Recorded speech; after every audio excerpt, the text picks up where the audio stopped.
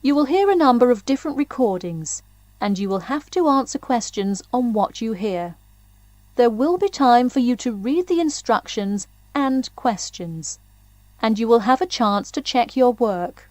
All the recordings will be played once only. The test is in 4 sections. At the end of the test, you will be given 10 minutes to transfer your answers to an answer sheet. Now turn to Section 1. Section 1. You will hear a conversation between a travel agent and a customer who needs to book a hotel for a group visit. First, you have some time to look at questions 1 to 6.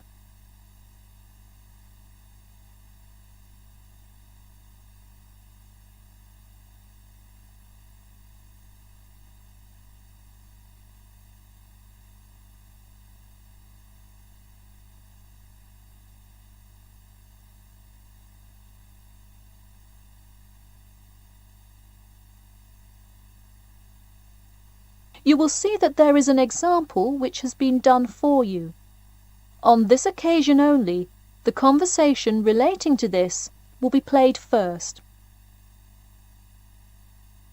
Hello, Elite Travel. This is Emily speaking. How may I assist you today?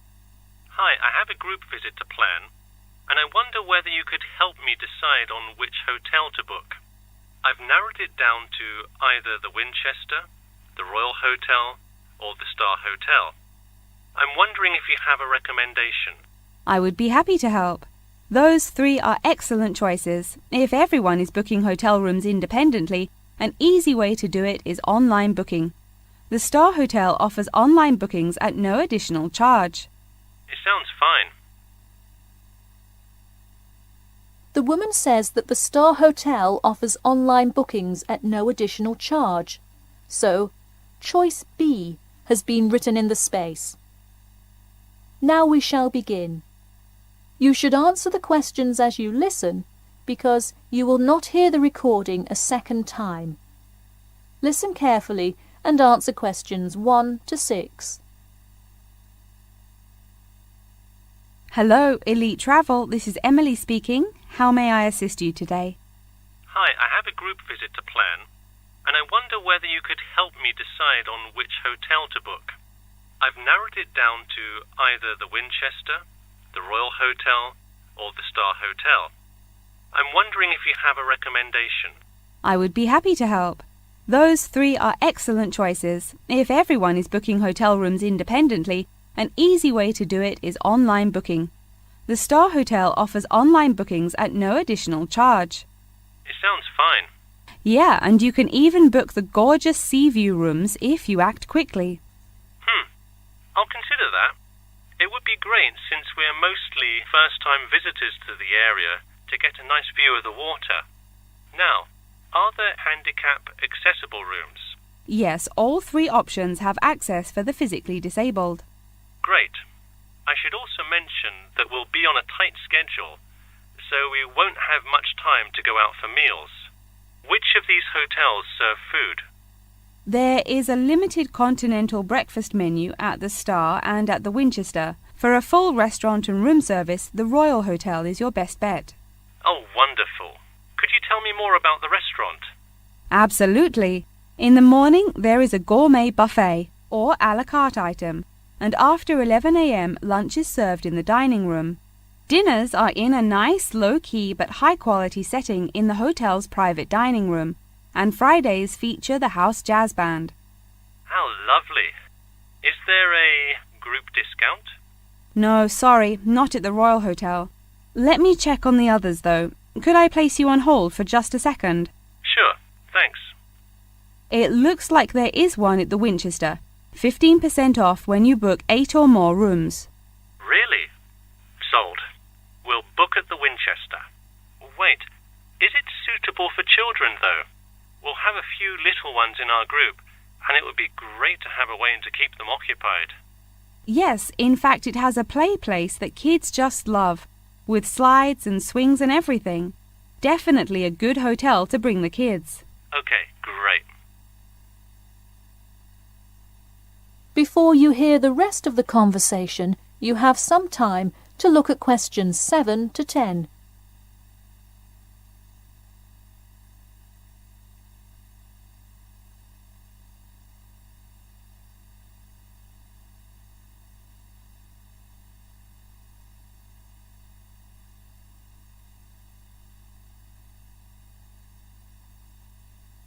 Now listen and answer questions 7 to 10.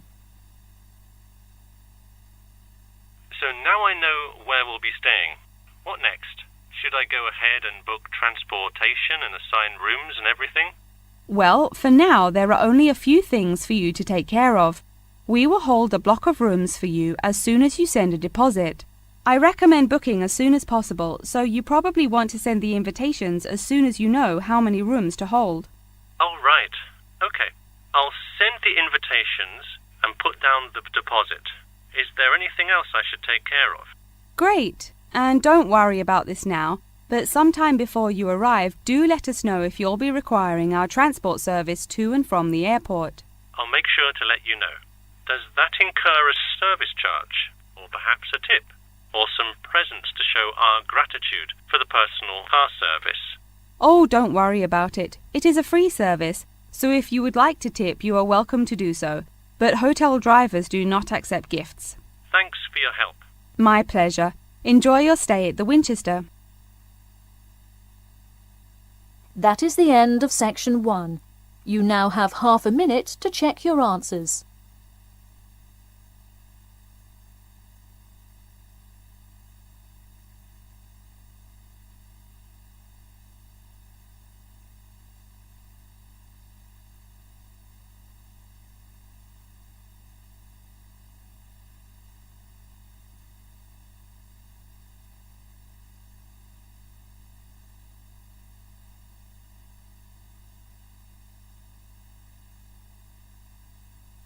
Now turn to section 2. Section 2. You will hear a talk about the 11th Annual Durham County Car Exhibition. First, you have some time to look at questions 11 to 16.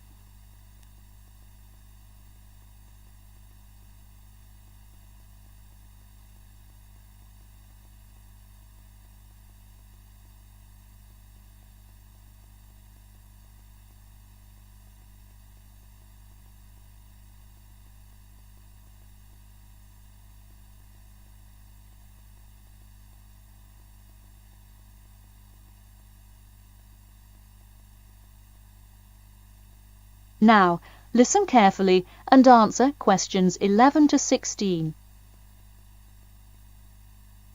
Ladies and gentlemen of Durham, start your engines. Skip Gordon here, inviting you to the 11th Annual Durham County Car Exhibition. That's right, it's that time of year again.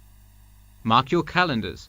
The pre-opening event kicks off on the 18th, and the exhibition officially opens to the public on Saturday, March the 19th.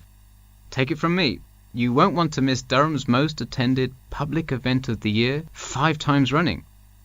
You don't have to be a motorhead to appreciate the finest cars, both new and old, in existence today, but it helps. Be one of the 70,000 people to see everything from big rig monster trucks to good old-fashioned classic hot rods. Get your tickets now. Admission is £10 for adults and £5 for children during off-peak times, and £20 for adults and £10 for children, and senior citizens on weekends and for full-day passes. Come see vintage classics, bid in the auctions, and even test out a few on the Winners' Circle racetrack. An insider tip: weekends are the exact time when all of the best attractions take place. But to avoid Saturday crowds, join us this Sunday. You'll see me, Skip Gordon, and all your friends from WKXP there this Sunday at our very own booth. So stop by and say hi, and you might just win a prize of your own. A new attraction this year will be the addition of a new car category: electricity, namely the electric car class. See displays from Toyota, Honda, and you guessed it, Tesla. Watch as the first generation of fully electric cars compete on style, ride, and watch the main entertainment, as there's going to be a fabulous show of racing car to see who takes home fastest battery-powered car. While not typically known for their speed, this new class is guaranteed to surprise you. Before you hear the rest of the talk, you have some time to look at questions 17 to 20.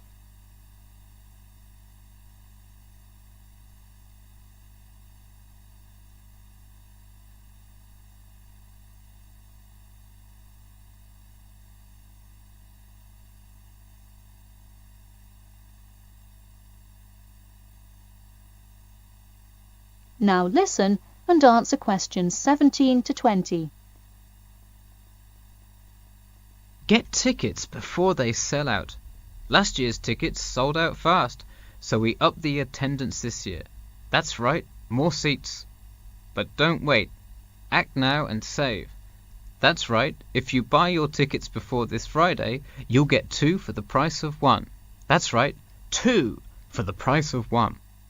And don't worry, kids. Just like last year, there's something specially for you.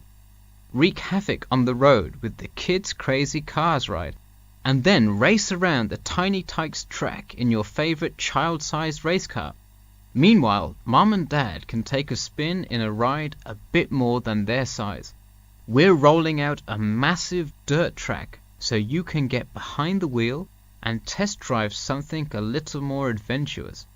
Put the pedal to the metal in a 4x4 SUV as you go over bumps and navigate through twists and turns. You'll want to buckle up. You heard it here.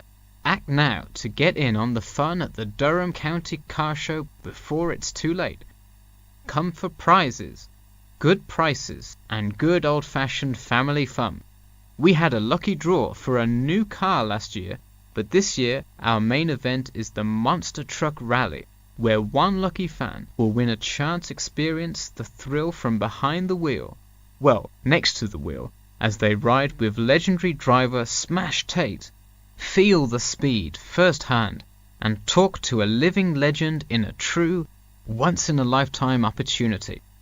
For tickets, go online to www.durhamcountycars.com or call 1-888-CAR-SHOW now. We'll see you there, and always remember to buckle up. That is the end of section 2. You now have half a minute to check your answers.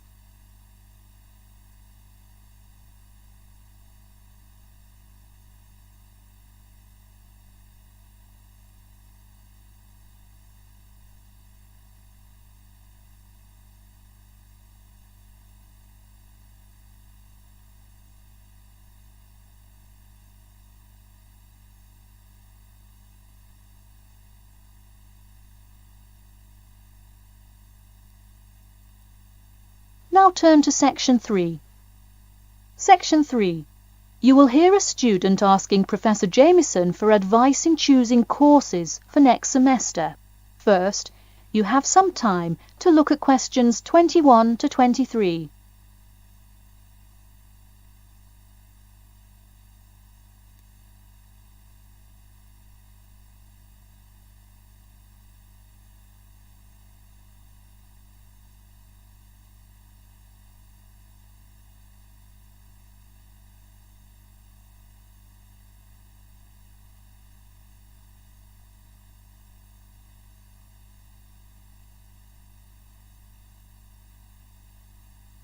Now, listen carefully and answer questions 21 to 23. Hi, Professor Jameson. I was hoping we could talk this week about choosing courses for next semester. That sounds great. Any idea yet what you'd like to take? Well, I was hoping you could kind of tell me. There are so many to choose from. I don't even know where to start. Sure. Well, first things first. Do you know what you will major in? It's important to take courses that are relevant to your career path. Well, I think I want to major in biology. I want to go to medical school, so it seems like it would make sense. I agree. If you like biology, It's definitely a good idea to focus on that, since so many of the requirements overlap. Okay, so I should take a few biology classes then? Yes, let's start there. You should pick 1 or 2 biology classes. Not just any biology classes, though. If possible, read online or talk to senior fellows and find out about the structure of the courses. You don't want to end up signing up for 2 classes that require labs in the same semester. You'll spend so much time in the biology department that you won't see the light of day. All right, good idea. I heard labs can be as long as 4 hours. That's true. And another thing, make sure the topic is either relevant to your major or something you're interested in learning about. It sounds obvious, but do not just take a class because you heard it was easy or because it does not require attendance. Of course not, though it would be really nice to have at least one class that's a little bit less rigorous than the ones I'm taking this semester. I barely sleep as it is with all this studying. That may have more to do with your study habits, though I don't disagree that your schedule is really difficult this semester.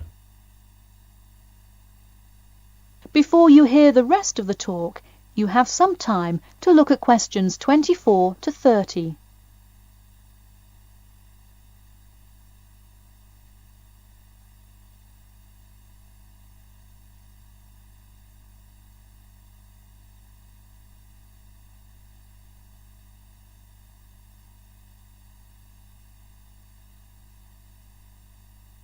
Now, listen carefully and answer questions 24 to 30. So, any idea which biology classes you may decide on for next semester? Well, I was thinking of taking human physiology. It sounds relevant and interesting. I think it is an interesting class, but I would recommend against it. You're already in human anatomy, which also covers physiology, so it would be repetitive and probably not the best use of your time. If I already know some of the stuff, I could take it to boost my GPA a little bit. You could maybe do that, except the professor that teaches it is famous for giving out the fewest A's of any professor. Oh wow, never mind. Now, changing subjects. Have you decided yet on your research topic? Well, I actually decided. I don't want to do a research paper. I'm going to do a dissertation instead. I think I will much more enjoy coming up with a thesis and finding all the details to support it. I see.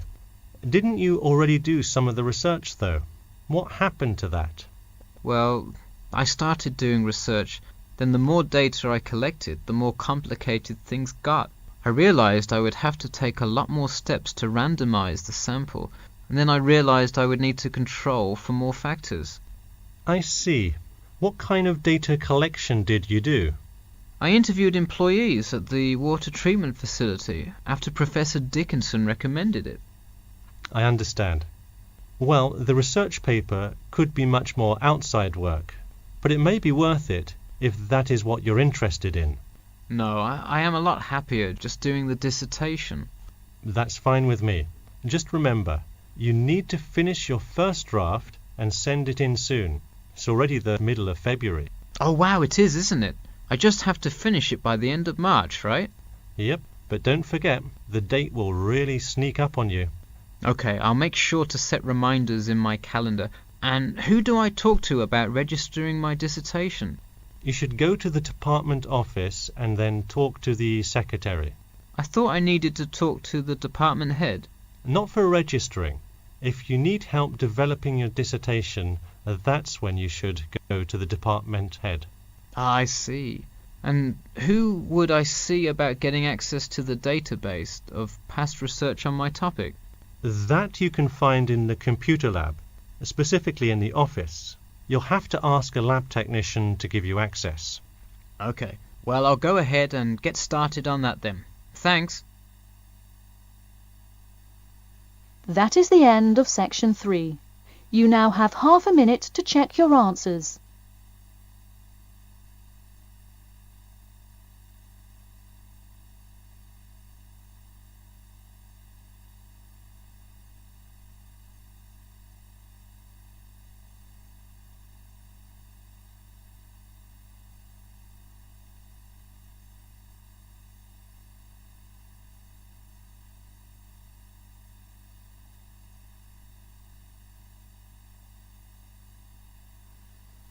now turn to Section 4.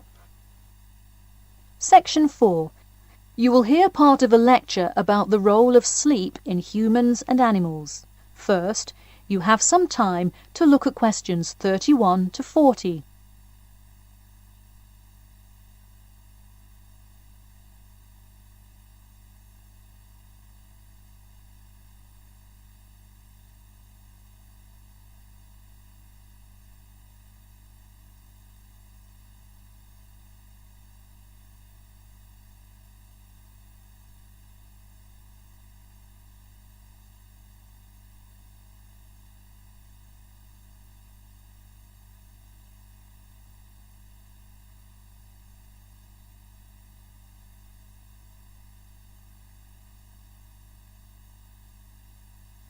Now, listen carefully and answer questions 31 to 40.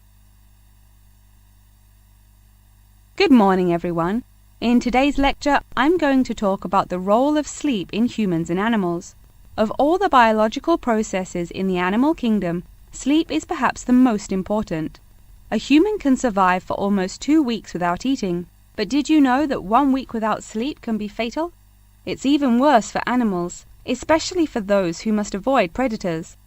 Without sleep, an animal is much less capable of avoiding an attack.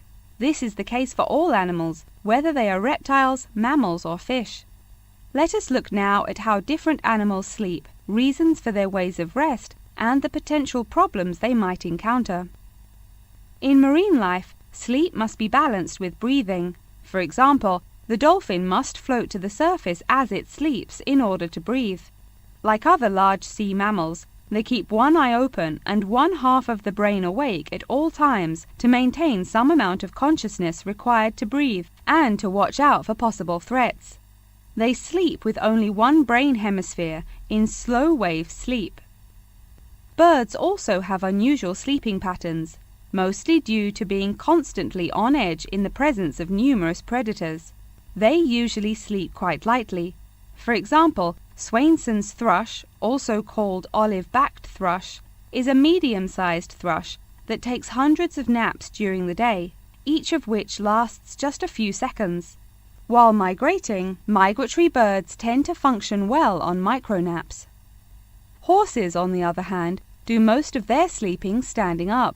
Scientists think that horses developed their habit of sleeping upright as a defense mechanism, a way of protecting themselves against predators, and a standing position keeps a horse in a constant state of readiness to race away if danger should approach.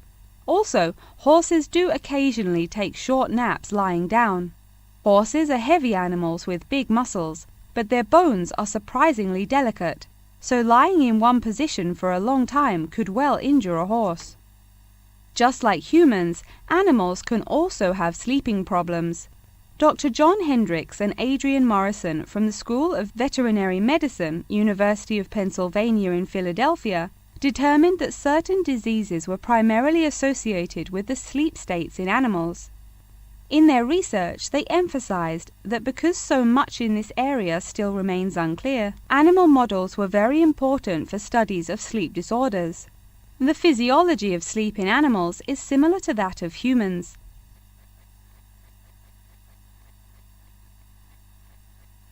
But why do we humans sleep?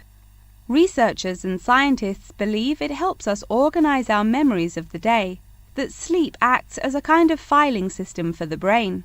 Without it, our thoughts become disorderly and confused, which leads to increased likelihood of accidents and a tendency to say and do bizarre things. Researchers also believe that sleep plays a key role in learning. We sleep so that the brain can integrate new knowledge and form new associations. Because of the similar sleeping pattern to that of humans, rats are often studied in order to increase our knowledge of human physiology. In one study, rats were kept awake for almost 2 weeks and their behavior was observed. Researchers found the sleep-deprived rats could hardly remember anything of what they had been taught that day. For example, one rat had been taught to recognize pictures of various Parisian landmarks in order to receive food. Pressing a button below a picture of the Louvre would result in food being released, and so forth. However, When deprived of sleep, they would press buttons seemingly at random. In addition to rats, the fruit fly, a small insect that feeds and breeds on spoiled fruit, also has been used as a model organism, and thousands of scientists around the world work on it. But why was the fruit fly chosen to be studied? It was for practical reasons. The most important one is that the relationship between fly and human genes is so close that the sequences of newly discovered human genes, including genes that show a susceptibility, can often be matched against their fly counterparts. This provides an indication of the function of the human gene and could help in the development of effective drugs to help people with sleeping disorders. Therefore, many scientists today choose to study the genetic structure of the fruit fly, which could make a particularly important contribution to the understanding of developmental processes in humans. In conclusion, sleep is a necessary part of life, not just for humans, but for the entire animal kingdom. Now, I'd be happy to answer any questions you may have. That is the end of section 4. You now have half a minute to check your answers.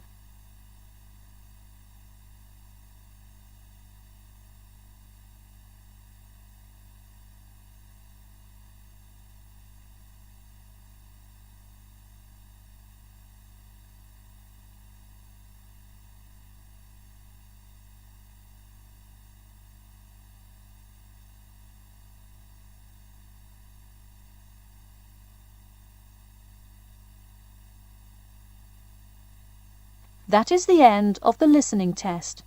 In the Ielts test, you will now have 10 minutes to transfer your answers to an answer sheet.